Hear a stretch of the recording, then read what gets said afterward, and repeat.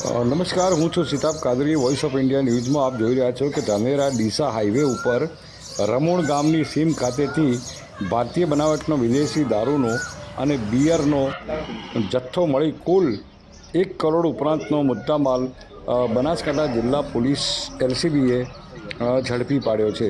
Banaskantha Shri Chirag ગોળિયા police અધિક્ષક, સરહદી range Bhuj તથા અક્ષય રાજ પોલીસ અધિક્ષકની સૂચના અનુસાર પાલનપુર બનાસકાંઠા જિલ્લા LCBએ નાકાબંધી કરી અને 1 કરોડ ઉપરાંતનો મુદ્દામાલ ઝડપી પાડ્યો છે.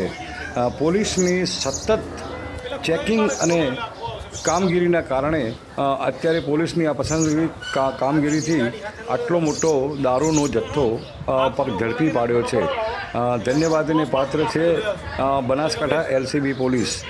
Voice of India news, Sitab Kadri, Palanpur.